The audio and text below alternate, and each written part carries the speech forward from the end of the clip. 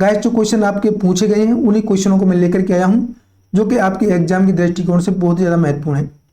तो अधिक से अधिक विद्यार्थी इस सेशन को लाइक कीजिए और शेयर कीजिए। गाइस इसे अपने सभी ग्रुपों में शेयर जरूर कर दें, जिससे अधिक से अधिक विद्यार्थी जुड़ सकें। और हमें गाइस अगर आप अधिक से अधिक विद्यार्थियों को जोड़ेंगे तो हमें मोटिवेशन मिलेगा और हम इसी प्रकार के आपके लिए और अधिक सेशन लेकर के आएंगे। तो गाइस आपका अगर अच्छा रिस्पॉन्स रहा तो मैं प्लानिंग बना रहा हूं कि आपके लिए 2 से 3 और सेशन लेकर के आऊंगा आपके एग्जाम से पहले। तो ये हमारा पहला सेशन रहने वाला है। इसमें हम आपका DSSB 2019 का पेपर सोल्व करने वाले हैं। तो चलिए गाइस सेशन को स्टार्ट करते हैं। आज का हमारा पहला क्वेश्चन रहने वाला है कुछ इस प्रकार से, आप यहाँ पर देख सकते हैं। 1/8वें मात्रा काल में एक गति एक स्वर का कंपन डैश प्रकार की गमक है। तो गाइस आपको बताना है कि 1/8 मात्रा काल में किस प्रकार की गमक आपकी रहती है, सिर्फ आंदोलित, स्फुरित या फिर कंपित। देखिए आपको कमेंट करते हुए चलना है साथ ही साथ, और आपको ये भी देखना है कि हमारा कितना स्कोर बनता है। जो मैं आपको 100 क्वेश्चन DSSB 2019 का जो पेपर लेके आया हूं, इसके एंड में जब 100 क्वेश्चन हो जाते हैं तो आपको ये देखना है कि हमारा स्कोर कितना रहा। क्योंकि गाइस जो आपका DSSB सबसे टफेस्ट एग्जाम होता है आपका संगीत के क्षेत्र में, अगर आप इसमें अच्छा कर जाएंगे तो आपका आने वाले जितनी भी एग्जाम है वहां से आपको बिल्कुल कोई दिक्कत नहीं आने वाली है। तो साथ ही साथ कमेंट करते हुए चलना और अपना स्कोर जरूर बताना जो पेपर आपका एंड होता है उसके बाद में। तो इसका राइट आंसर आपका रहने वाला है त्रिफ गमक। 1/8 मात्रा काल में आपकी कौन सी गमक प्रयोग में लाई जाती है? त्रिफ गमक। इसको हिल्लोल भी बोला जाता है। क्या बोला जाता है? हिल्लोल। तो यहां से ये भी क्वेश्चन आपका बन सकता है। आगे बात करते हैं नेक्स्ट क्वेश्चन के बारे में। तानसेन के शिष्य थे। तो गाइस तानसेन किसके शिष्य थे आपको बताना है? अमीर खुसरो, अब्दुल करीम खान, स्वामी हरदास या फिर बैजू महाराज की। तो आपके तानसेन जी किसके शिष्य थे? कमेंट करके आपको बताना है। गाइस इंपॉर्टेंट क्वेश्चन में लेकर के आया हूं, सिर्फ उन्हीं क्वेश्चनों को लेकर के आया हूं जो कि आपके एग्जाम के दृष्टिकोण से बहुत ही ज्यादा यहाँ पर महत्वपूर्ण रहने वाले हैं। तो इसका राइट आंसर क्या रहने वाला है? काफी विद्यार्थी अच्छा कर रहे हैं, अच्छा आंसर दे रहे हैं, लेकिन कुछ अभी भी फंस रहे हैं। तो आपको फंसना नहीं है। इतने सिंपल क्वेश्चन में अगर आप फंसेंगे तो फिर आगे चल के आपका क्या होने वाला है। देखिए मैं बता दूं, तानसेन जी आपके स्वामी हरदास जी के शिष्य थे। किसके थे? स्वामी हरदास के। आगे बात करते हैं नेक्स्ट क्वेश्चन के बारे में। ध्वनि उत्पन्न करने एक ताल में लयों को गिनने की प्रक्रिया डैश कहलाती है। तो गाइस आपका सशब्द क्रिया, शब्द क्रिया, निशब्द क्रिया, फिर काल। तो ध्वनि उत्पन्न करके ताल की लयों को गिनने की क्रिया क्या कहलाती है आपकी? देखिए जब हम ध्वनि उत्पन्न करके गिनते हैं तो आपकी क्या कहलाती है? सशब्द क्रिया। और जब हम बिना बोले गिनते हैं तो क्या कहलाती है? निशब्द क्रिया। अब इसमें क्वेश्चन में क्या बोला हुआ है कि ध्वनि उत्पन्न करने एक ताल में लयों को गिनने की प्रक्रिया क्या कहलाती है। तो मैंने आपको दोनों ही आंसर बता दिया है। और गाइस इसमें आपका देखिए जो ताल की लय होती है उसे काल भी बोला जाता है। क्या बोला जाता है? काल। तो इसका राइट आंसर क्या रहने वाला है? काल। आगे बात करते हैं नेक्स्ट क्वेश्चन के बारे में। निम्नलिखित चारों में से कौन सा तालों का अंग नहीं है? गाइस ताल के कितने अंग होते हैं? 6 अंग। कौन कौन से होते हैं? अनुद्रुत, द्रुत, लघु, गुरु, प्लुत, काकपद। आपकी 6 अंग रहते हैं। इनमें से आपको बताना है कौन सा नहीं है। देखिए अनुद्रुत है आपका, द्रुत है और काकपद है। अति द्रुत आपका कोई भी अंग नहीं रहता है। साथ ही साथ कमेंट करते हुए जरूर चलना और आपको अपना स्कोर जरूर बताना है। काफी विद्यार्थी अच्छा कर रहे हैं। तो गाइस जो विद्यार्थी अभी भी नए जुड़े हैं, मैं आपसे फिर गुजारिश करूंगा आप इस सेशन को शेयर जरूर कर दें। गाइस मैं इसी प्रकार के आपको बड़े बड़े 400 से 500 क्वेश्चनों के मैराथन और लेकर के आने वाला हूं, अगर आप अच्छे से इसे शेयर करते हैं और लाइक करते हैं तो। कोमल रे को डैश स्वर कहा जाता है। कोमल रे को क्या स्वर कहा जाता है? शुद्ध स्वर, विकृत स्वर, तीव्र स्वर या फिर अचल स्वर। तो देखिए आपका जो कोमल रे है इसको क्या कहा जाता है? विकृत स्वर। आपका शुद्ध स्वर सारे गामा पधनी, जिन्हें प्राकृत स्वर भी बोला जाता है। तीव्र आपका तीव्र मा होता है, सिर्फ एक ही स्वर आपका तीव्र होता है। अचल स्वर आपका सा और पा होता है। इस प्रकार से आपका यहाँ पर रहने वाला है। आगे बात करते हैं नेक्स्ट क्वेश्चन के बारे में। यदि एक राग में 6 स्वर, आरोह में 7 स्वर, अवरोह में आपका आरोह में 6 स्वर और अवरोह में 7 स्वर, तो इसकी जाति कौन सी होगी? देखिए गाइस मैं आपको बता दूं, क्वेश्चन फास्ट कराने का मेरा एक ही रीजन है कि क्वेश्चन बहुत अधिक हैं और मैं चाहता हूं कि आपका टाइम बर्बाद ना हो, हम कम से कम समय में आपके लिए अधिक से अधिक क्वेश्चन प्रोवाइड कर सकें। और गाइस आपको प्रीवियस क्वेश्चन के माध्यम से मैं आपको ये मैराथन लेकर के आया हूं, तो जो कि आपके एग्जाम में वो क्वेश्चन देखने के लिए मिलेंगे। आपका 6 स्वर और 7 स्वर ये आपकी कौन सी जाति में आती है? देखिए 6 स्वर की आपकी साड़ब होती है, 7 स्वर की आपकी संपूर्ण रहती है और 5 स्वर की आपकी ओड़ब रहती है। तो इस प्रकार से आप देख सकते हैं जब भी आपके एग्जाम में कोई क्वेश्चन फंसे तो इसमें आपका रहने वाला है साड़ब संपूर्ण जाति, 6 स्वर की और 7 स्वर की आपकी साड़ब संपूर्ण जाति रहती है। नीचे दिए गए चारों में से कौन सा अचल स्वर है? वेरी इंपोर्टेंट क्वेश्चन, आपको बताना है अचल स्वर कौन सा है, रे, गा, पा और नी। तो अभी मैंने आपको बताया था अचल स्वर कौन से होते हैं, सा और पा। कौन कौन से होते हैं? सा, पा। तो इसमें आपका राइट आंसर रहने वाला option number C, right answer. आगे बात करते हैं निम्नलिखित में से आपका कौन सा ध्रुपद का भाग नहीं है? आपको बताना है स्थायी, अंतरा, संचारी या फिर भोग, इनमें से कौन सा नहीं है? तो काफी विद्यार्थी सही बता रहे हैं, लेकिन यहाँ पर क्वेश्चन को घुमा करके पूछा हुआ है तो फंस भी रहे हैं। तो ये चीज आपको अच्छे से ध्यान रखना है कि इसका राइट आंसर क्या रहने वाला है। देखिए ध्रुपद के 4 भाग होते हैं, आपका स्थायी, अंतरा, संचारी और आभोग। देखिए आपको एग्जामिनर ने किस प्रकार से क्वेश्चन में फंसा हुआ है। देखिए सभी को पता है आभोग होता है, लेकिन आप भोग में फंस जा रहे हैं। लेकिन आ को हटा दिया, भोग यहाँ पर रख दिया। भोग नहीं होता है गाइस, ये आपका आभोग होता है। क्या होता है? आभोग। तो ऐसे क्वेश्चनों को अच्छे से आपको ध्यानपूर्वक पढ़ना है। एक बार देखिए क्वेश्चन को पढ़िए, फिर उस पर थोड़ा सा 1-2 सेकंड का पॉज लीजिए, दिमाग को रिलैक्स करिए, देन आप आंसर लगाइए। तो आपका क्वेश्चन यहाँ पर सही रहने वाला है। वह गति जिस पर राग गाया जाता है, राग किस गति पर गाया जाता है? परिमाण पर, मात्रा पर, टिम्बर पर या फिर लय पर? तो आपका जो राग होता है आपका लय में गाया बजाया जाता है। लय कितनी प्रकार की होती है? 3 प्रकार की, विलंबित लय, मध्य लय और आपकी द्रुत लय। तो ये 3 प्रकार की आपकी लय रहती हैं, इन पर आपके राग गाया बजाए जाती हैं। तो आपको अच्छे से पता होना चाहिए। आगे बात करते हैं नेक्स्ट क्वेश्चन के बारे में। म प ध नि, सा रे ग म प ध नि रे म प, इसमें कौन सी तान रहने वाली है? तो देखिए आपको यहाँ पर पता होना चाहिए कि म प ध नि, सा रे ग म प ध नि सा रे ग म प, इसमें कौन सी आपकी तान है? उठ तान है, वक्र तान है, पलटा तान है या फिर सपाट तान है? तो कौन सी तान आपकी रहने वाली है? इसमें कौन सी तान रहने वाली है? काफी विद्यार्थी सही जा रहे हैं। देखिए इसके लिए मैं आपको थोड़ा सा बता दूं कुंठ तान क्या होती है। कुंठ तान आपकी जिसमें आपका अलंकारिक तान होती है, शुद्ध तान होती है और सपाट तान, इन तीनों तान का मिश्रण आपका कुंठ तान होता है। वक्र तान इसमें स्वरों को घुमा फिरा करके पूछा जाता है, वक्र तान होती है आपकी। सपाट तान या फिर इसे शुद्ध तान भी बोला जाता है, शुद्ध तान भी बोला जाता है और सपाट तान भी। तो देखिए सपाट तान क्या होती है? जिसमें स्वरों को सीधे सीधे से प्रयोग में लाया जाता है। पलटा जिसमें स्वरों को उलट पलट करके आपका यहाँ पर तान ली जाती है, आपकी पलटा तान कहलाती है। तो इस प्रकार से आपका क्वेश्चन नंबर 10 था। आगे बात करते हैं नेक्स्ट क्वेश्चन के बारे में। एक सप्ताह में स्वरों की कुल संख्या है, एक सप्ताह में स्वरों की कुल कितनी संख्या रहती है? तो देखिए एक सप्ताह में स्वरों की कुल 12 संख्या रहती है। बहुत ही ज्यादा सिंपल क्वेश्चन था। इसमें आपका 7 शुद्ध और 5 विकृत स्वर रहती हैं। ठीक है, अगर गाइस आपको ऑप्शन में अगर 12 नहीं मिलता है तो आप फिर 7 के साथ जा सकते हैं। 7 आपको राइट आंसर आपका रहने वाला है।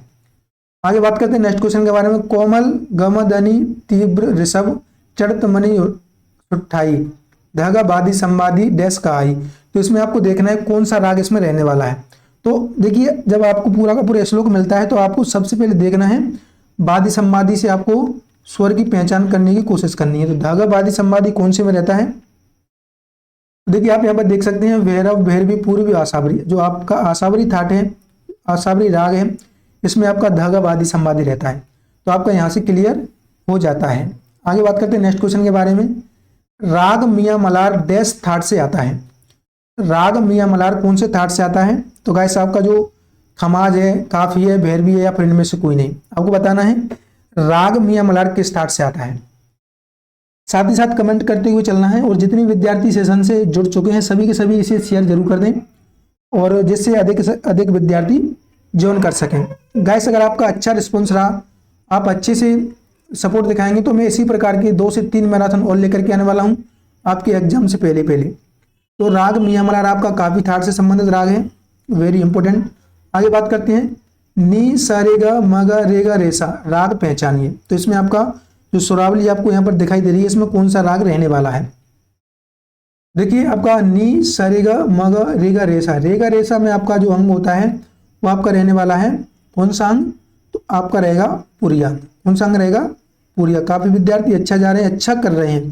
देखिए, मैं आपसे इसी प्रकार की उम्मीद करता हूँ। आप जब पेपर के एंड में जब 100 क्वेश्चन मैं आपको कंप्लीट करवा दूंगा, उसके बाद जब आप अपना स्कोर शेयर करेंगे तो वहां पर आपको अंदर से अच्छा लगेगा और कॉन्फिडेंस भी आपका बूस्ट होगा। तो आपके लिए यह सेशन इसीलिए लगाया गया है कि आपको अंदाजा लग सके कि प्रीवियस ईयर में किस प्रकार के क्वेश्चन पूछे गए हैं और आपके एग्जाम में किस प्रकार के क्वेश्चन आने वाले हैं।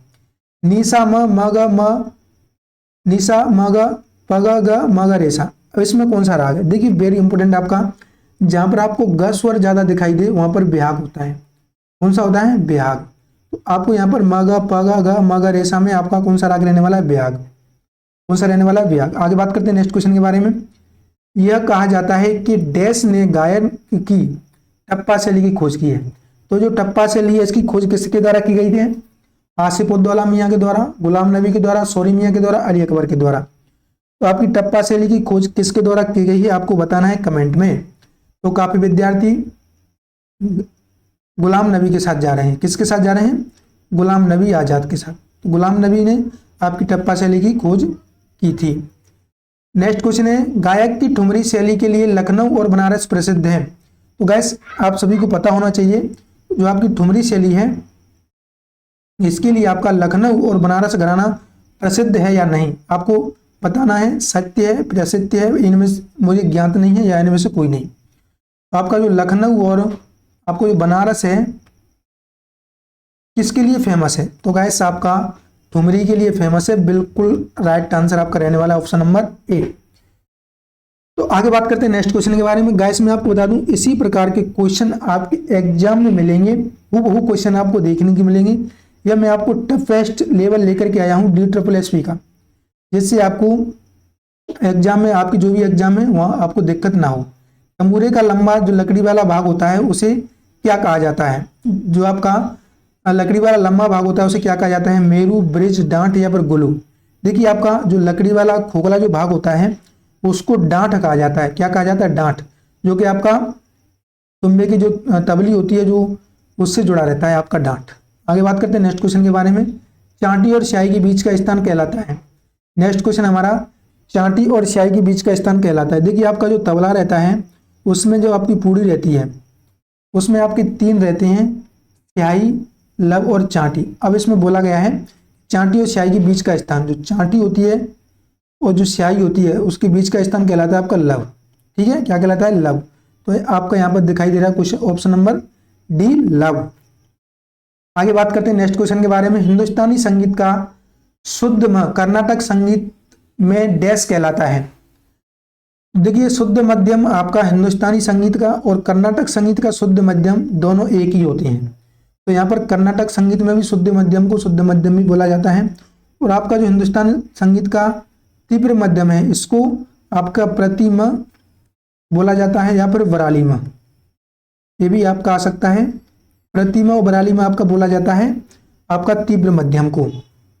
आगे बात करते हैं कर्नाटक संगीत का श्रुतिक ध हिंदुस्तानी संगीत में डैश कहलाता है। अब देखिए, यहाँ से क्वेश्चन आपका जो स्वर है आपके हिंदुस्तानी और कर्नाटक संगीत के, इनसे क्वेश्चन आपके हर एग्जाम में बनता है, चाहे आपका छोटा से छोटा एग्जाम हो या फिर बड़ा से बड़ा। आपका यह आपको स्वर पता होना चाहिए। 12 स्वर से संबंधित आपके एग्जाम में 1 से 2 क्वेश्चन अवश्य बनेगा। तो षट श्रुतिक ध आपका क्या बोला जाता है? तो यह बोला जाता है आपका कोमल नी। क्या बोला जाता है? कोमल नी। आगे बात करते हैं नेक्स्ट क्वेश्चन के बारे में। पंडित बीडी पलुस्कर डैश में जन्मे थे। तो पंडित बीडी पलुस्कर आपका विष्णु दिगंबर पलुस्कर जी का जन्म कहाँ पर हुआ था? सतारा में, मीरज में, कुरुंदवाड़ में, या फिर इनमें से कोई नहीं। देखिए आपका जो दिगंबर पलुस्कर जी थे उनका जन्म हुआ था कुरुंदवाड़ के बेलगाम रियासत में, अब जो कि आपको पता होना चाहिए, वेरी इंपॉर्टेंट क्वेश्चन है। आगे बात करते हैं नेक्स्ट क्वेश्चन के बारे में। अभिनव राग मंजरी के लेखक कौन है? देखिए गाइस क्वेश्चन में आपको इसी मैराथन में लेकर के आया हूँ 400 के आसपास, 400 आपका लगभग क्वेश्चन रहने वाला है। अब देखिए यहाँ से अगर मैं आपको एक क्वेश्चन पर एक्सप्लेनेशन के साथ साथ अगर मैं आपको जाऊं और ज़्यादा टाइम स्पेंड करूं तो आपकी 6 से 7 घंटे की ये मैराथन हो जाएगी, जो कि आपको भी अच्छा नहीं लगेगा और आपका टाइम भी कंज्यूमेंट रहेगा। तो देखिए कम से कम समय में मैं आपको अधिक से अधिक क्वेश्चन देने की कोशिश करूंगा, यही मेरा यहाँ पर रहने वाला है। आगे बात करते हैं अभिनव राग मंजरी के लेखक कौन है? स्वामी हरदास अहोवल जी, बी.डी. पलुस्कर या फिर भातखंडे जी। तो आपका जो अभिनव राग मंजरी है किसके द्वारा लिखा गया है? तो भातखंडे जी के द्वारा लिखा है। श्रीमल लक्ष्य संगीतम, भातखंडे संगीत साहित्य, ये सभी के सभी ग्रंथ आपके भातखंडे जी के द्वारा लिखे गए हैं। मेरे संगीत महाविद्यालय किसके द्वारा स्थापित किया गया था? तो देखिए मेरे संगीत महाविद्यालय आपका भातखंडे जी के द्वारा स्थापित किया गया था। अब इसका नाम जो आपका मेरिस म्यूजिक है संगीत महाविद्यालय, इसका नाम भातखंडे संगीत महाविद्यालय भी रख दिया गया है। तो अब यहाँ पर यह भी आ सकता है कि भातखंडे संगीत महाविद्यालय का नाम क्या था? तो भातखंडे संगीत महाविद्यालय का नाम मेरिस म्यूजियम कॉलेज भी था, तो ये आपको पता होना चाहिए।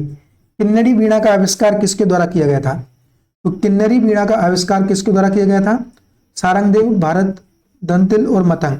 तो आपका किन्नरी वीणा का आविष्कार किसके द्वारा किया गया था? तो ये किया गया था आपका मतंग जी के द्वारा, वेरी इंपॉर्टेंट आपको पता होना चाहिए। किन्नरी वीणा आपका मतंग जी के द्वारा यहाँ पर स्थापित किया गया था, यानी कि आविष्कार किया गया था। सारंगदेव जी के अनुसार इन चारों में से कौन सा ऐसा है जिसमें किसी राग की श्रेणीबद्ध नहीं किया गया है? तो आपको पता होना चाहिए सारंगदेव जी ने आपका 10 विधि राग वर्गीकरण दिया था, उसमें उन्होंने आपका क्या क्या दिया था? रागांग, बासंग, क्रियांग, उपांग। क्या दिया था? रागांग, बासंग, क्रियांग और उपांग। तो इनमें से आपको बताना है क्या क्या उन्होंने नहीं दिया था। वेरी इंपॉर्टेंट क्वेश्चन है। देखिए ग्राम राग था, उसमें बासा राग था, रागांग था, कृपांग उसमें नहीं था। क्या नहीं था? कृपांग। आगे बात करते हैं नेक्स्ट क्वेश्चन के बारे में। अमीर खुसरो डैश लेखक के समय में थे। जो अमीर खुसरो जो आपके किसके समय में रहने वाले थे, किस राजा के समय के यह आपके रहने वाले हैं? अमीर खुसरो। देखिए आपका अमीर खुसरो खिलजी काल के हैं, खिलजी काल के हैं अमीर खुसरो। अकबर के काल के आपके तानसेन, बेजू बाबरा, इस प्रकार के महान आपके गायक रहे हैं। गोधुल और प्रातः काल गाए जाने वाले राग हैं। प्रातः काल में आपके कौन से राग गाए जाते हैं आपको पता होना चाहिए। तो देखिए प्रातः काल आपका, प्रातः काल में आपके संधि प्रकाश राग गाए जाते हैं, जो कि इनका गायन समय 4 से 7 का होता है। सायकालीन और संधि प्रकाश आपका सायकालीन और आपका सुबह में भी गाए जाते हैं। देखिए प्रातः काल में आपके प्रातः काल राग भी गाए जाते हैं, लेकिन यहाँ पर प्रातः काल के लिए संधि प्रकाश राग ज़्यादा सही रहने वाला है। राग तरंगिणी डैश की संगीत रचना है। तो राग तरंगिणी किसके द्वारा लिखी गई है? आपको बताना है राग तरंगिणी किसके द्वारा लिखी गई है? मिर्जा खान, स्वामी हरदास लोचन के द्वारा या फिर स्वामी कृष्णदास के द्वारा। तो राग तरंगिणी आपकी लोचन के द्वारा लिखी गई है। किसके द्वारा? लोचन के द्वारा। देखिए गाइस आपको सेशन को लाइक जरूर करना है और शेयर करते रहिए, जिससे अधिक से अधिक विद्यार्थी जुड़ सकें। और गाइस जितने अधिक विद्यार्थी जुड़ेंगे उतना ही हमारे अंदर मोटिवेशन आएगा और आपके लिए और बेहतर करने की हम कोशिश करेंगे। तो आपका दायित्व बनता है कि आपके लिए इतनी मेहनत की जा रही है तो आपको चैनल को सब्सक्राइब कर लेना है और वीडियो को शेयर जरूर करना है। चतुर्दंडी प्रकाशिका के लेखक कौन है? चतुर्दंडी प्रकाशिका डैश की संगीत रचना है। तो किसकी? आपकी गोविंद दीक्षित, लोचन कवि, पंडित भातखंडे या वेंकटमुखी। तो गाइस आपकी जो चतुर्दंडी प्रकाशिका है वेंकटमुखी के द्वारा लिखी गई है। इसमें उन्होंने 72 ठाटों के बारे में जानकारी दी थी। इनमें से कर्नाटक संगीत में अभी भी 19 ठाट प्रचलन में है। आगे बात करते हैं नेक्स्ट क्वेश्चन के बारे में। ताल, चौताल या फिर चार ताल में कितनी मात्रा है, कितने खंड और कितनी खाली, ये आपको बताना है। 4 ताल वेरी इंपोर्टेंट है। 4 ताल, 4 ताल में आपकी 12 मात्राएं रहती हैं, विभाग आपके रहते हैं 6 ताली रहती हैं आपकी 4 और आपकी खाली रहती हैं 2। अब देखिए ये चीज़ आपको पता होना चाहिए, लेकिन अब खाली कहाँ पर होती है? 3 और 7 पर। आगे क्वेश्चन ये भी पूछा जा सकता है, खाली कब रहती है? 3 और 4 पर। ठीक है, आपका जो 4 ताल है इसके प्रत्येक विभाग में 2-2 मात्राएं हैं। तो अब यहां से आपको पता होना चाहिए कि जब जिस विभाग में समान मात्राएं होती है वो किस प्रकार की ताल रहती है। तो वह रहती है गाइस आपकी समपदी ताल। कौन सी रहती है? समपदी ताल। आगे बात करते हैं नेक्स्ट क्वेश्चन के बारे में। 3 ताल के चौगुन में मात्राओं की कुल संख्या क्या होगी? तो जब 3 ताल का अपन चौगुन करते हैं तो उसमें मात्राएं कितनी रहने वाली हैं? 3 ताल को पता होना चाहिए, 3 ताल में कितनी मात्राएं होती हैं? 16।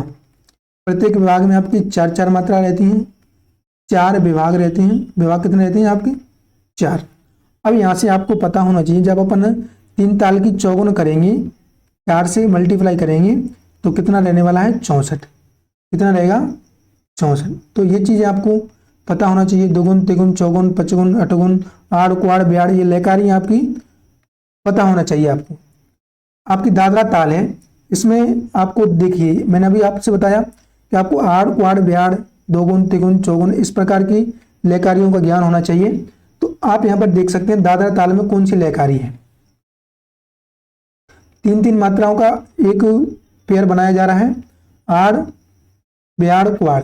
अब देखिए आड़ क्या होती है? 1.5 गुण, 1 सही 1/2, इसे 3/2 भी लिखते हैं। ब्याड़ क्या होती है? आपका 1.25 गुण, 1 सही 1/4। क्वाड़ क्या होती है? आपकी 2.25 गुण, 1 सही आपका 3/4। तो इस प्रकार से आपका रहने वाला है। अब यहाँ पर आप देख सकते हैं कि जब दो मात्रा काल में 3 मात्रा काल का बोलना आपका आड़ कहलाता है। तो यहाँ पर 3 मात्रा काल जब बोली जा रही हैं तो आपकी कौन सी लेकारी रहने वाली है? आड़ की लेकारी। वेरी इंपॉर्टेंट क्वेश्चन है, आपको पता होना चाहिए। आगे बात करते हैं नेक्स्ट क्वेश्चन के बारे में। एक ताल में खाली को पलुसकर चिन्हांकन प्रणाली में दर्शाया जाता है।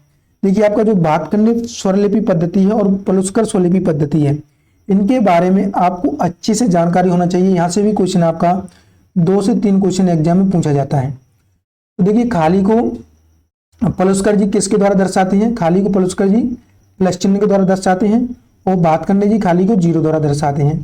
तो ये आपको पता होना अति आवश्यक है। आगे बात करते हैं नेक्स्ट क्वेश्चन के बारे में। पलुसकर चिन्हांकन प्रणाली में मंद्र सप्तक धा डैश के रूप में दर्शाया जाता है। तो पलुसकर चिन्हांकन प्रणाली में मंद्र सप्तक को किसके द्वारा दर्शाया जाता है? और देखिए सबसे पहले अपन बात करेंगे भातखंडे के द्वारा, यहीं से आपका क्वेश्चन होगा। फिर बात करेंगे पलुसकर के द्वारा। देखिए भातखंडे जी मंद्र सप्तक को दर्शाते हैं नीचे बिंदु लगा करके, तार सप्तक को दर्शाते हैं ऊपर बिंदु लगा करके, मध्य सप्तक को वह सीधा सीधा रखते हैं। अब पलुसकर जी की बात करें, पलुसकर जी मंद्र सप्तक को दर्शाते हैं आपका ऊपर बिंदी लगा करके, तार सप्तक को दर्शाते हैं आपका ऊपर खड़ी रेखा लगा करके, मध्य सप्तक को वह मध्य सप्तक ही लिखते हैं। तो इस प्रकार से आपका रहने वाला है। मंद्र सप्तक को वह दर्शाते हैं आपका ऊपर बिंदी लगा करके पलुसकर जी। वेरी इंपोर्टेंट क्वेश्चन है। आगे बात करते हैं नेक्स्ट क्वेश्चन के बारे में। रागों के मूल रूप से हटकर एक समीप राग की झलकारियां दिखाना क्या कहलाता है? देखिए आप जब मूल राग से हटकर के संपर्कित राग की झलकारियां दिखाते हैं तो आपका आविर्भाव के अंतर्गत आता है। जब आप संपर्कित राग से मूल राग में वापस आते हैं तो आपका तिरोभाव के अंतर्गत आता है। वेरी इंपोर्टेंट क्वेश्चन है, आपको पता होना चाहिए। आगे बात करते हैं नेक्स्ट क्वेश्चन के बारे में। चारों में से कौन सा राग रागनी वर्गीकरण में एक मत नहीं है? वेरी इंपोर्टेंट क्वेश्चन है गाइस, कमेंट करते हुए जरूर चलना है। काफी विद्यार्थियों के मैं देखता हुआ चल रहा हूँ, अच्छा रिस्पॉन्स आ रहा है, अच्छे से आप क्वेश्चनों को अटेम्प्ट कर रहे हैं और लास्ट में आपको ये भी बताना है कि आपका कितना स्कोर बनता है। साथ ही साथ नोट डाउन करते हुए चलिए कि इस आपका ऐसे आपको लिखना है 33 नंबर का सही, 38 नंबर का सही। अगर आपका ऐसे 39 गलत है तो आपको यहाँ पर गलत लिख देना है। तो इस प्रकार से जब आप काउंट करेंगे तो आप लास्ट में बता पाएंगे कि हमारा कितना स्कोर बन रहा है। तो देखिए आपका राग रागनी के वर्गीकरण का मत कौन सा नहीं है? शिव मत, ब्रह्म मत, हनुमान मत और विष्णु मत। अब देखिए जनरली 4 मत थे, काफी विद्वानों ने अलग अलग मत दिए हैं, काफी के सेम भी थे, काफी के अलग अलग भी थे, लेकिन जो जनरली मत थे 4 थे। कौन कौन से थे? कृष्ण मत, कलिनाथ मत, शिव मत, हनुमान मत और आपका भरत मत। ये 4 आपके मत थे। अब देखिए इसमें आपका यहाँ पर ब्रह्म मत और विष्णु मत 2 आपको दिया हुआ है, लेकिन काफ़ी विद्वानों ने ब्रह्मत को भी माना है, विष्णुमत किसी ने भी नहीं माना है। तो यहाँ पर इसका राइट आंसर रहने वाला है विष्णुमत। देखिए कुछ बोलेंगे सर ब्रह्मत भी हो सकता है और कुछ बोलेंगे विष्णुमत भी हो सकता है। तो यह वेरी करेगा आपके क्वेश्चन पर, क्योंकि इस प्रकार के क्वेश्चनों में ऑब्जेक्शन लगता है, जाहिर सी बात है ऑब्जेक्शन लगता है, और इस पर भी लगा ही होगा। देखिए थोड़ा सा काफ़ी विद्यार्थियों के माइंड में रहता है कि सर आपका 2 से 3 क्वेश्चन रॉन्ग हो जाते हैं। तो मैं आपको बता दूं, देखिए आपके लिए यहाँ से 400 के आसपास क्वेश्चन में यहाँ पर मैराथन में लेकर के आया हूँ। तो 2-4 क्वेश्चन गलत हो जाते हैं, तो आप इन छोटी छोटी चीज़ों को माइंड ना करें, क्योंकि किसी से भी गलती हो सकती है, आपसे भी हो सकती है, हमसे भी हो सकती है, कोई और हो उससे भी हो सकती है। तो आप इन चीज़ों को माइंड ना करें, आप फोकस करें जो आपके लिए कंटेंट दिया जा रहा है, अच्छा सा दिया जा रहा है। 2-4 क्वेश्चन रॉन्ग हो भी जाते हैं, उनको हम बाद में करेक्ट करवा देंगे। आगे बात करते हैं नेक्स्ट क्वेश्चन के बारे में। स्वरों से आवनी रचना परंतु किसी ताल विशेष में न हो कहलाती है। जो आपकी रचना है जो स्वरों से आती है परंतु ताल विशेष में न बंधी हो, तो ताल में न बंधी हो वह क्या कहलाती है? या फिर कहते हैं ताल रहित हो, वह कौन सी रचना कहलाती है आपकी? तो ताल रहित रचना आपकी कहलाती है अनबद्ध गान। क्या कहलाती है? अनबद्ध। और जो आपकी ताल सहित हो, ताल सहित हो वो क्या कहलाती है? निबद्ध। तो इस प्रकार से आपका रहने वाला है अनबद्ध और निबद्ध। एक स्वर विशेष को गाते समय यदि हम एक स्वर ऊपर या नीचे जानबूझकर छूते हैं उसे क्या कहते हैं? जब हम एक स्वर ऊपर जाते हैं या एक स्वर नीचे जाते हैं उसे क्या कहते हैं? गमक, मीण, कण या फिर आंदोलन। एक स्वर ऊपर जाना, एक स्वर नीचे जाना क्या कहलाता है आपका? क्या कहलाता है आपका? मीण। क्या कहलाता है? मीण। आगे बात करते हैं नेक्स्ट क्वेश्चन के बारे में। दोपहर 12 बजे से अर्धरात्रि 12 बजे के बीच गाए जाने वाले राग हैं। दोपहर के, दोपहर यानी पीएम 12 बजे से रात्रि 12 बजे तक, एएम तक। पीएम से एएम जाएंगे तो क्या रहने वाला है आपका? पूर्वांग। और एएम से पीएम जाएंगे तो क्या रहेगा आपका? उत्तरांग। तो ये चीज आपको याद होना चाहिए। अब यहाँ पर कंफ्यूजन वाली बात है कि पूर्वांगवादी राग, उत्तरांगवादी राग, पूर्व राग और उत्तर राग।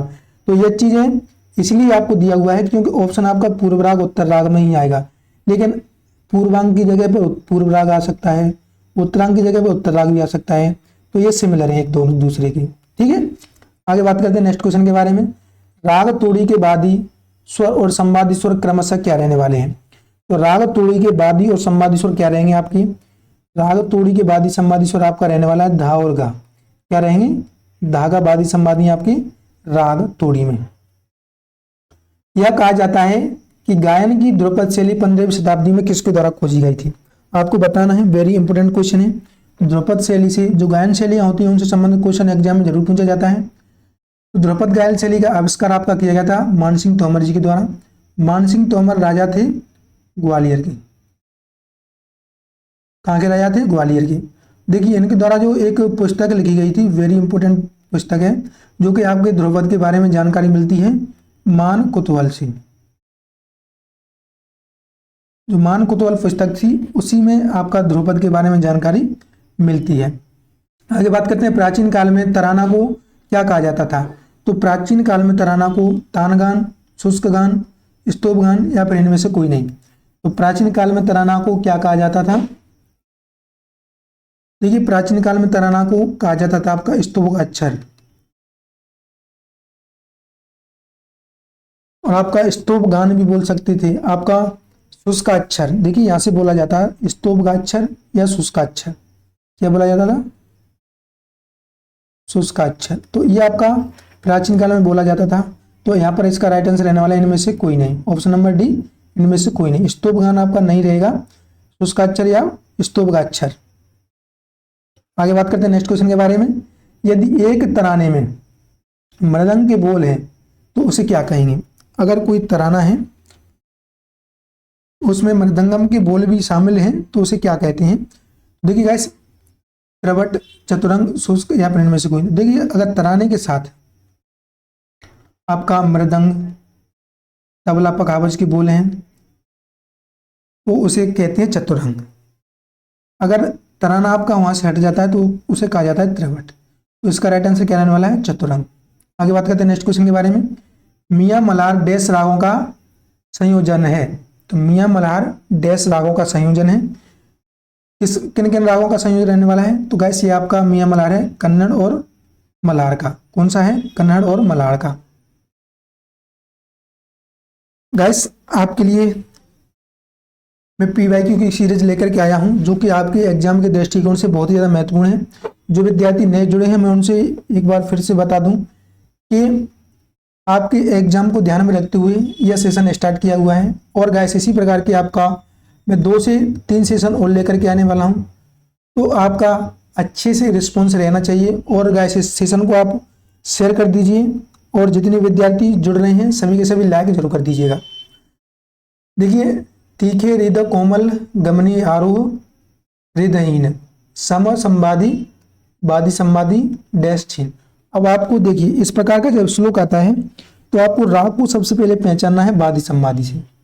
जब वादी संवादी से ना पहचाना जाए तब आप आगे बढ़िएगा। तो आपका जो समवादी संवादी है कौन से राग में रहता है आपका? देखिए आपका यह रहने वाला है बागेश्वरी में। बागेश्वरी राग में आपका समवादी संवादी रहता है। इसी प्रकार से आपका क्वेश्चन रहने वाला है राग यमन का गायन समय क्या है? राग यमन का गायन समय क्या रहने वाला है? रात्रि का प्रथम पहर, रात्रि का द्वितीय पहर, शाम का चतुर्थ पहर, इनमें से कोई नहीं। तो जो राग यमन है इसमें आपका रहने वाला है रात्रि का प्रथम पहर। वेरी इंपॉर्टेंट क्वेश्चन है। रात्रि का प्रथम पहर आपका राग यमन का गायन समय है। निम्नलिखित चारों में से कौन सा संप्राकृतिक राग नहीं है?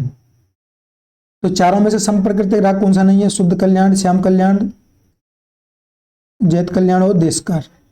अब देखिए यहां पर आपको क्वेश्चन में थोड़ा सा आपको देखना है निम्नलिखित में से कौन सा संप्राकृतिक राग नहीं है। अब एक तो यहां पर यह हो सकता था कि निम्नलिखित में से मल्हार राग का चारों में से संप्राकृतिक राग नहीं, या कोई भी आपका राग दिया होता तो हम इसके बारे में थोड़ा सा सोच सकते थे। लेकिन अभी इस क्वेश्चन को हम स्किप करेंगे क्योंकि इसका जो क्वेश्चन है उससे थोड़ा सा मिसप्रिंट लग रहा है मुझे। जो टाइपिस्ट है हमारे थोड़ा सा यहाँ पर दिक्कत वाली बात कर देते हैं। देखिए उनकी भी गलती नहीं है। जो आपका संगीत है इसको वही विद्यार्थी अच्छे से समझ सकता है जिसने पढ़ा हुआ है, या जो टीचर है या कोई भी इंसान है अगर उसने नहीं पढ़ा है तो वो उसके बारे में जानकारी जो नहीं रखता है वो इसके बारे में ज़्यादा अच्छा नहीं लिख सकता। नाद को धीमे या तेज सुनने जाने के लिए बदले जाने की संकल्पना कहलाती है। जब अगर अपन नाद को तेज या धीमे सुनते हैं, नाद को तेज या धीमा सुनना क्या कहलाता है? परिमाण, पिच, टिम्बर, अनुनाद क्या कहलाता है आपका?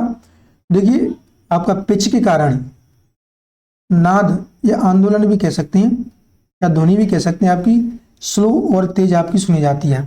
प्राचीन लेखकों के अनुसार 22 श्रुतियों में से रे का स्थान है। देखिए आपका रे कौन सी श्रुति पर आता है ये आपको पता होना चाहिए। श्रुतियों से संबंधित एक क्वेश्चन एग्जाम में 100% पूछा जाता है। तो इसके लिए मैं थोड़ा सा आपको बता दूं, आपकी जो 22 श्रुतियां हैं इनमें आपका 4-3-2 4-4-3-2 यह आपका सूत्र रहता है। देखिए आपका प्राचीन विद्वानों ने आपका स्वर को प्रथम श्रुति पर रखा था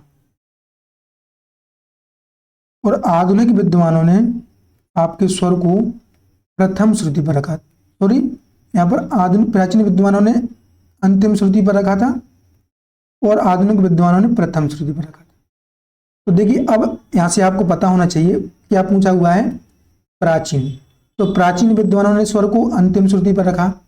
इसके लिए आप यहाँ पर देख सकते हैं, मैं आपको बता दूं, सा, रे, ग, म, प, ध और नी। सा की 4 श्रुति, जब सा को अंतिम श्रुति चौथी श्रुति पर रखा गया तो रे को फिर 3 श्रुति आगे रखा जाएगा। रे की 3 श्रुति है तो 7 पर। कहां पर रखा गया था? 7 पर। तो इस प्रकार से आप देख सकते हैं रे को 7वीं श्रुति पर रखा गया है।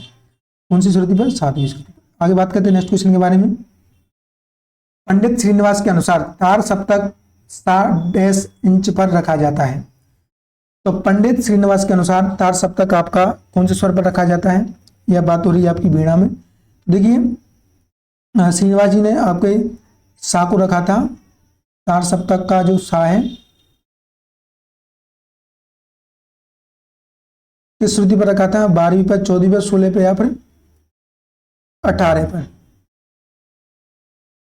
तो जो तार सप्तक का सा है इसको थोड़ा सा देखते हैं, आगे अपन नेक्स्ट क्वेश्चन पर चर्चा करते हैं। आधुनिक लेखकों के अनुसार प्राचीन शुद्ध सप्तक स्वर आधुनिक डैश थाट के समान है। आधुनिक लेखकों के अनुसार प्राचीन शुद्ध सप्तक स्वर आधुनिक थाट के समान है। बिलावल, काफी, खमाज या फिर भैरवी, कौन सा रहने वाला है आधुनिक शुद्ध सप्तक? आपको कमेंट करके बताना है। तो देखिए जो आपका प्राचीन शुद्ध सप्तक था वो आपका काफी के समान था, और काफी था प्राचीन, और जो आधुनिक की बात करें तो आपका क्या था बिलावल। तो आपको यहाँ पर देख लेना है अकॉर्डिंग टू क्वेश्चन। आगे बात करते हैं नेक्स्ट क्वेश्चन के बारे में। जाति गायन में एक मूर्छना का आरंभिक स्वर डैश कहलाता है। तो देखिए आपका जो जाति गायन था उसका प्रारंभिक स्वर आपका ग्रह कहलाता था। अंश स्वर आपका जिसे बादी स्वर भी कहते थे, जिसका सर्वाधिक प्रयोग किया जाता था। आगे बात करते हैं नेक्स्ट क्वेश्चन के बारे में। षड्ज ग्राम में श्रुतियों की संख्या कितनी है? तो अभी मैंने आपको बताया था 4 3 2 4 4 3 2, ये आपकी षड्ज ग्राम में श्रुतियों की संख्या है। Option number C right answer. आगे बात करते हैं नेक्स्ट क्वेश्चन के बारे में। षड्ज ग्राम में शुद्ध स्वरों हेतु मूर्छना की कुल संख्या है। देखिए षड्ज ग्राम आपके 3 ग्राम है, षड्ज ग्राम, मध्यम ग्राम और आपका गांधार ग्राम। देखिए प्रत्येक ग्राम में आपकी 7-7 मूर्छना है। इस प्रकार से आपकी टोटल 21 मूर्छना हो जाती हैं। इसमें क्या पूछा है षड्ज ग्राम की, तो षड्ज ग्राम कितनी हो जाएंगी 7 मूर्छना। आगे बात करते हैं नेक्स्ट क्वेश्चन के बारे में। कर्नाटक संगीत का शुद्ध सप्तक हिंदुस्तानी संगीत प्रणाली में डैश राग कहलाते हैं। तो आपका जो शुद्ध सप्तक है हिंदुस्तानी संगीत का उसे क्या कहा जाता है? तो आपको पता होना चाहिए। हिंदुस्तानी संगीत का शुद्ध सप्तक बिलावल है।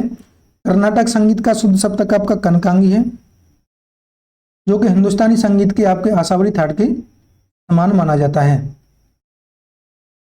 ये चीज आपको पता होना चाहिए, इंपोर्टेंट क्वेश्चन है। पंचताली वेद के अनुसार मिश्र जाति में लघु की मात्राएं होंगी। तो देखिए आपकी जो ताल होती हैं कर्नाटक संगीत में उनके लघु के 5 भेद हैं। उनमें से आपकी जो मिश्र जाति है उसकी कितनी मात्रा रहने वाली है? थोड़ा सा मैं आपको बता दूं, चतस्त्र, तिस्त्र, मिश्र, खंड, संख्या, आपकी 5 जातियां हैं। चतस्त्र की 4, तिस्त्र की 3, मिश्र की 7, खंड की 5, संकीर्ण की 9। तो यहाँ पर क्या पूछा हुआ है मिश्र, तो मिश्र की कितनी हो जाएंगी 7 जाति, 7 मात्राएं आपकी मिश्र जाति में हो जाएंगी। मध्य लय में यदि 16 स्वर 16 सेकंड में गाए जाते हैं, तो यदि 16 शब्द 4 सेकंड में गाए जाएं तो कौन सी लयकारी बनेगी? वेरी इंपोर्टेंट, मैंने अभी आपको बताया था लयकारी आपको पता होना चाहिए। जब 16 शब्द आपके 16 सेकंड में गाए जा रहे हैं, तो जब 16 को 4 सेकंड में गाना कौन सी लयकारी होगी? देखिए यहाँ पर आपका एक गुण की लयकारी है। जब इसे 4 से डिवाइड करेंगे तो आपका हो जाएगा चौगुन। कौन सी लयकारी बनेगी? चौगुन। तो चौगुन की आपकी लयकारी रहने वाली है option number D right answer. आगे बात करते हैं। एक सप्तक में विकृत स्वर की कुल संख्या है। तो एक सप्तक में विकृत स्वर कितने रहते हैं आपकी? श, रे, ग, म, प, ध और नी आपका शुद्ध स्वर है। इनमें विकृत स्वर कौन कौन से रहते हैं? स नहीं होता है, रे होता है, ग होता है, म होता है, प नहीं होता है, द होता है, नहीं होता है। तो आपके कितने हो गए? 1 2 3 4 और 5। तो आपके 5 विकृत स्वर रहते हैं। कौन से रहते हैं? 5। आगे बात करते हैं नेक्स्ट क्वेश्चन के बारे में। यदि एक समय माप में 4 लिखी हुई हैं, 4 लय लिखी गई हैं, तो इसे स्टाप सरगम प्रणाली के अनुसार डैश डैश कहते हैं। आपको बताना है, कमेंट करके आपको बताना है इसका क्या आंसर रहने वाला है। Quarter time, quadratic time, quadruple time व फिर क्वाड्रू टाइम। तो देखिए आपका एक समय माप में 4 लय लिखी हुई हैं, तो इसे स्टाप सरगम प्रणाली में क्वाड्रुपल टाइम कहते हैं। क्वाड्रुपल टाइम कहते हैं। क्या कहते हैं? Option number C right answer. आगे बात करते हैं। स्टाप सरगम प्रणाली में म्यूजिक मात्रा दर्शाया है। देखिए स्टाप सरगम प्रणाली में आपकी जो मात्राओं को दर्शाया गया है वह किस प्रकार से दर्शाया गया है आपको बताना है। 1/2, 1/4, 1/8 या फिर 1/16। तो क्या रहने वाला है इसका? 1/16। देखिए आगे बात करते हैं नेक्स्ट क्वेश्चन के बारे में। स्टाप सरगम के अनुसार यदि हम सा से पहले डबल फ्लैट लगाते हैं तो बजाया जाने वाला स्वर होगा, देखिए फ्लैट होता है आपका कोमल और शार्प होता है आपका तीव्र। शार्प के लिए आपका चिन्ह रहता है, फ्लैट के लिए आपका यह रहता है। और डबल फ्लैट के लिए क्या होगा, डबल फ्लैट के लिए हो जाएगा आपका,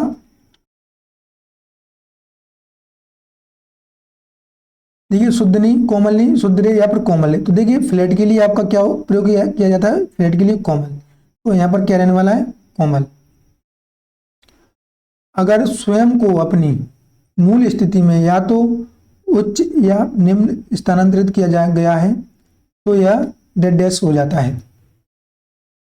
अगर स्वर को अपनी मूल स्थिति में या तो ऊंचा या फिर नीचा किया जाता है तो क्या कहलाता है आपका, विकृत स्वर।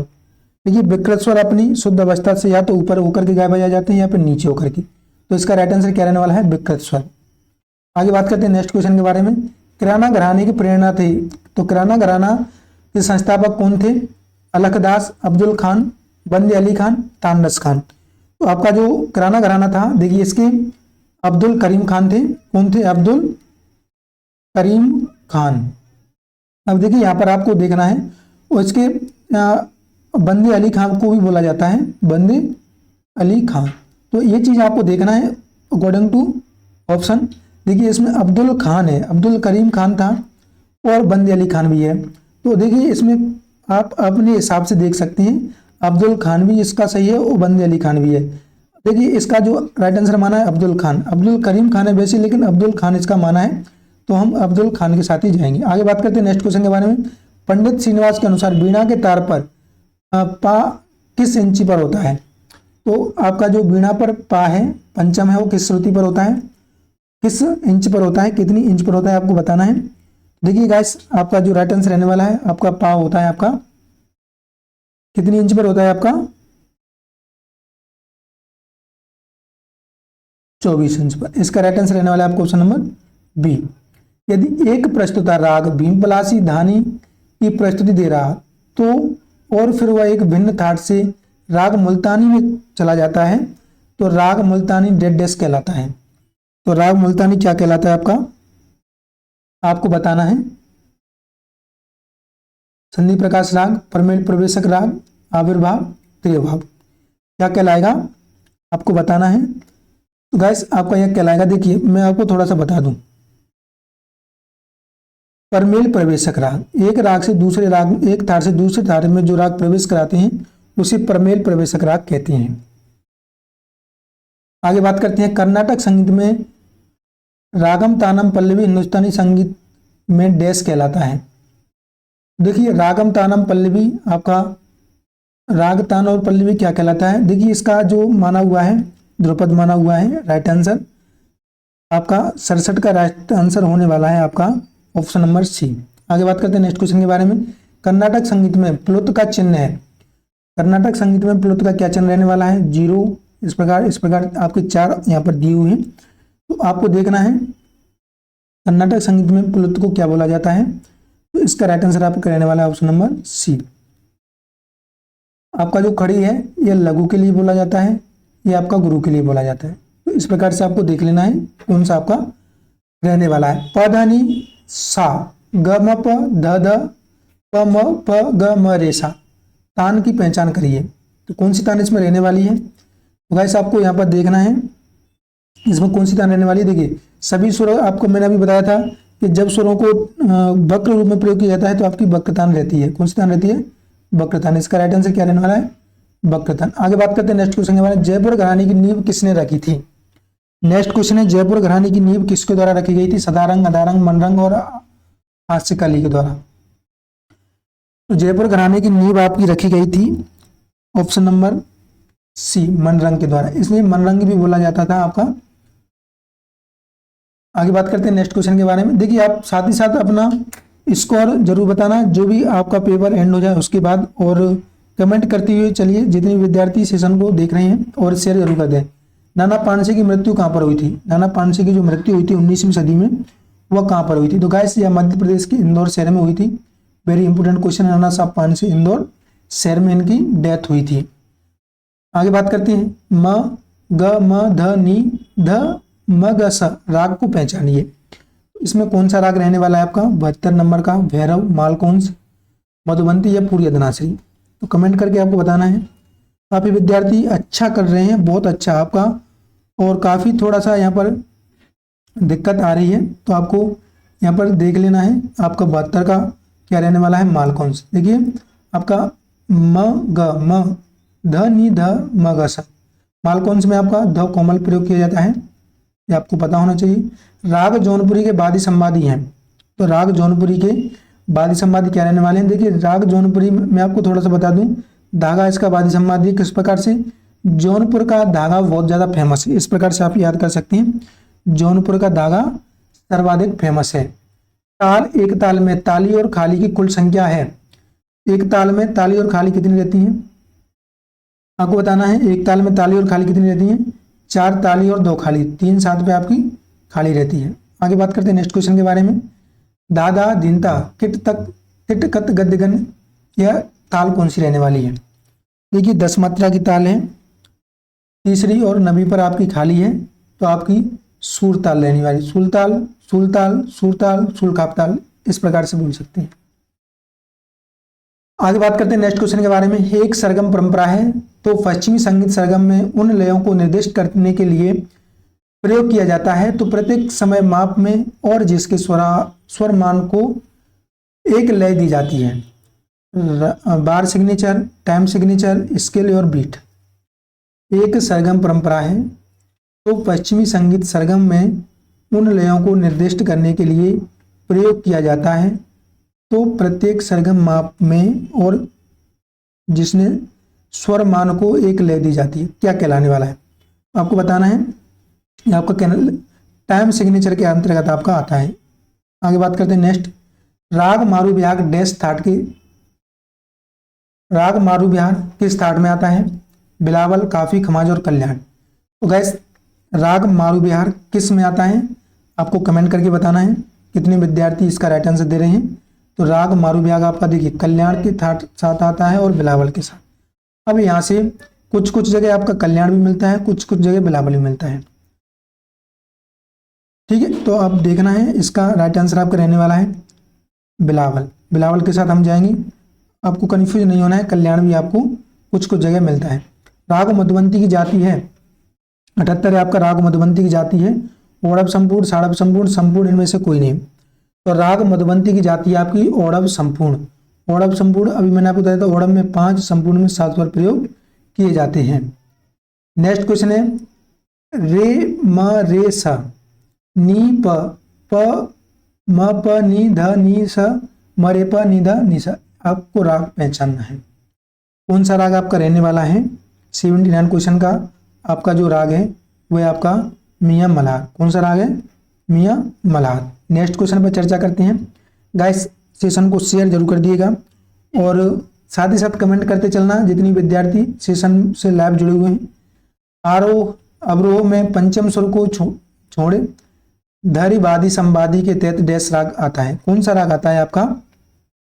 धरी वादी संवादी के अंतर्गत आपको यहाँ पर देखना है धरी वादी संवादी कौन से राग में रहने वाला है। देखिए इसका जो आपको देखना है ललित, गुर्जरी तोड़ी, दुर्गा, मालकौंस। तो आपको इसका कमेंट में आंसर देना है आपके अकॉर्डिंग कौन सा आपका रहने वाला है। मैं इसका लास्ट में बताने वाला हूँ। राग पूर्य धनाश्री का गायन समय है, राग पूर्य धनाश्री का गायन समय क्या रहने वाला है? रात्रि का प्रथम पैर, दिन का तृतीय पैर, रात्रि का दूसरा पैर, दिन का चतुर्थ पैर। तो राग पूर्य धनाश्री का गायन समय क्या रहेगा? देखिए दिन के चौथे पैर में यह गाया बजाया जाता है राग पूर्य धनाश्री। ध म ग रे, ग म ग रे ग व थाट पहचानिए जिसमें सुर आते हैं। तो देखिए यहाँ पर आप देख सकते हैं ध म ग रे, ग म ग रे गा। तो देखिए रे आपका मारवा, कल्याण, काफी और आपका बिलावल। बिलावल में सभी शुद्ध रहते हैं, काफी में गनी आपका कोमल रहता है, कल्याण में आपका म तीव्र रहता है, मारवा में आपका रे कोमल म तीव्र रहता है। अब यहाँ पर देखिए आपका थोड़ा सा इसमें मिसप्रिंट है, शायद इसमें म तीव्र हो सकता है, तो आप मारवा के साथ जा सकती हैं, और आपका खाली मत तीव्र होगा तो आप कल्याण के साथ जाएंगे। तो इसमें आप अब देख लेना, मैंने आपको बता दिया है सभी के सभी ऑप्शन। कर्नाटक संगीत में नीचे दिए गए बोल किस जाति से आते हैं? तक, दिन, तक, टकित। अब देखिए आपको देखना है किस जाति में आता है, चतुर्थ में आता है, खंड में आता है, मिश्र में आता है, संकीर्ण में आता है। अब आपको ये चीज पता होना चाहिए कि आपका चतुर्थ में 4 सुर आते हैं, खंड में आपका 5 सुर आते हैं, मिश्र में 7 आते हैं, संकीर्ण में 9 आते हैं। तो आपको यहाँ पर देखना है कितने स्वर हैं, 1 2 3 4 5 6 7 8 और 9। इसमें कितने हैं बोले हैं 9, तो 9 किसके अंतर्गत आएंगे? संकीर्ण जाति के अंतर्गत। आगे बात करते हैं नेक्स्ट क्वेश्चन के बारे में। दो मध्यम तीखे सबही उत्तरे वर्ग गग हुई, परिवादी संवादी जहां डेड डैश का हो सोए। तो राग को पहचानना आपका परिवादी संवादी किस में आता है? तो आपका जो परिवादी संवादी है आपका कामोद के अंतर्गत आता है, तो इसका राइट आंसर रहने वाला है कामोद। रेगा रेसा निधा पारे, रेगा रेसा निधा पारे, आपको बताना है कौन सा इसमें राग रहने वाला है, रेगा रेसा। तो रेगा रेसा में आपका कौन सा रहता है? तो देखिए इसमें थोड़ा सा डिफरेंस रहता है, रे ग रे सा। ये आपका अगर ये रे और ग रे आपके कोमल होती हैं तो तोड़ी आता है, अगर यहाँ पर सिर्फ ग कोमल है तो आपका जयजयवंती आएगा। कौन सा आएगा? जयजयवंती। कौन सा आने वाला है? जयजयवंती। आगे बात करते हैं नेक्स्ट क्वेश्चन के बारे में। सर्वदा भिन्न छांटिए, सर्वदा भिन्न घन वाद्य, सुशिर वाद्य, अवनद वाद्य और वितत वाद्य। देखिए घन वाद्य, सुशिर वाद्य, अवनद वाद्य और आपका तत्व वाद्य, ये 4 आपकी मेन वाद्य रहती हैं। आपका जो वितत वाद्य है तत्वाद्य के अंतर्गत आता है, तो ये आपका उपवाद्य हो गया, ये ऐसे कह सकती हैं। वाद्य के अंदर वाद्य है तो ये आपका यहाँ से भिन्न हो जाएगा। आगे बात करते हैं नेक्स्ट क्वेश्चन के बारे में। सर्वदा भिन्न को छांटिए, मंजीरा, खंजीरा, खंजरी, नगाड़ा, डमरू। मंजीरा, खंजरी, नगाड़ा, डमरू, इनमें से आपका भिन्न कौन सा रहने वाला है? मंजीरा, खंजरी, नगाड़ा और डमरू। तो इसके लिए थोड़ा सा कंफ्यूजन वाला है, मैं आपको थोड़ा सा भी बता देता हूं। ऑप्शन नंबर सी इसका माना हुआ है, लेकिन इस पर अपन लास्ट में डिस्कस करेंगे, थोड़ा सा आप याद दिला देना। किशन महाराज तबले के किस घराने से संबंधित थे? किशन महाराज तबले के कौन सा घराना बजाते थे? देखिए आपका जो किशन महाराज हैं तबला गायक थे, ये बनारस घराने से संबंधित थे। कौन से घराने से? बनारस घराने से। उस्ताद अल्लाह रखा खां डैश घराने से संबंधित थे। उस्ताद अल्लाह रखा खां किस घराने के थे? बनारस, पंजाब, लखनऊ और अजराना। तो अल्लाह रखा खां आपका पंजाब घराने से संबंधित थे। किस घराने से? पंजाब घराने से। कड़ान तान यह बोल है, कड़ान तान यह किसका बोल है? कैसे आपका दाहिने हाथ से बजाए जाते हैं, तबले पर बजाए जाने वाले बोल हैं। पखावज को तान देते समय गीला माद, जो गीला आटा प्रयोग में लाया जाता है, तो जब इसे हटा देंगे तो क्या होगा? जब गीले आटे को पखावज की से हटा दिया जाएगा तो किस प्रकार का स्वर बनेगा? स्वर बढ़ते हुए क्रम में बनेगा, घटते हुए बनेगा या फिर स्थिर रहेगा? देखिए जब गीला आटा लगाते हैं, क्यों लगाते हैं? स्वर को नीचा करने के लिए या स्वर घटाने के लिए। जब इसे हटा देंगे तो स्वर क्या होगा? बढ़ने लगेंगे, स्वर ऊंचा हो जाएगा। इनमें से कौन सा ताल के 10 प्राण में उल्लिखित ग्रहों में से एक नहीं है? तो ताल के 10 प्राण कौन कौन से हैं? देखिए इसमें 3 ऑप्शन है आपका, चौथा भी ऑप्शन इसमें होगा, तो जब चौथा ऑप्शन होगा तो हम उसमें देख पाएंगे, लेकिन यहाँ पर क्वेश्चन के ऑप्शन थोड़ा सा यहाँ पर नहीं है, तो इसको अपन स्किप करते हैं, नेक्स्ट क्वेश्चन पर चलते हैं। सितार के तार मिजराब का प्रयोग करके तोड़े जाते हैं, यह प्रक्रिया है। सितार के तार मिजराब के द्वारा प्रयोग करके तोड़े जाते हैं, इसे जरब कहा जाता है। किसे क्या कहा जाता है? जरब। आघात नहीं होता है, यह मिजराब में जरब होता है, जो मिजराब में आघात किया जाता है उसे जरब कहा जाता है। Very important question. आगे बात करते हैं। इन चारों में से कौन सा तबला बजाने में 10 बोलों में से एक नहीं है? तबला के 10 बोल रहती हैं, तो इनमें से कौन सा नहीं है आपको बताना है। इसमें से आपका राइट आंसर रहने वाला है ऑप्शन नंबर बी। देखिए ड नहीं रहता है आपका, ध बजता है, न बजता है। आगे बात करती हैं। सितार बजाते समय यदि 2 स्वर एक दूसरे के बाद बजाए जा रहे हैं, जहां पहला स्वर मिजराब का प्रयोग करके दूसरा उंगलियों का प्रयोग करके बजाया जाता है, उसे कहते हैं, तो उसे क्या कहा जाता है? झाल, झमझम, क्रंतन या फिर गमक। तो गाइस आपका जब सितार बजाते समय दो स्वर एक दूसरे के बाद बजाए जाते हैं, पहला स्वर मिजराब का प्रयोग करके, दूसरा उंगलियों का प्रयोग करके, तो आपका झमझमा कहलाता है। क्या कहलाता है? झमझमा। आगे बात करते हैं नेक्स्ट क्वेश्चन के बारे में। गत जिसमें सितार के बोल विलंबित लय में है कहलाता है। गत जिसमें सितार के बोल विलंबित लय में है। देखिए विलंबित लय वाली गत कौन सी होती है? मजिद खानी गत। और द्रुत लय वाली गत होती है आपकी रजा खानी गत। तो आपको यहाँ पर पता होना चाहिए विलंबित लय और द्रुत लय के बारे में। आगे बात करते हैं नेक्स्ट क्वेश्चन के बारे में। तुम्हारा नेक्स्ट क्वेश्चन रहने वाला है व्यंग का जन्म कब हुआ था? तो गाइस यहाँ पर जो व्यंग पाश्चात्य संगीत के एक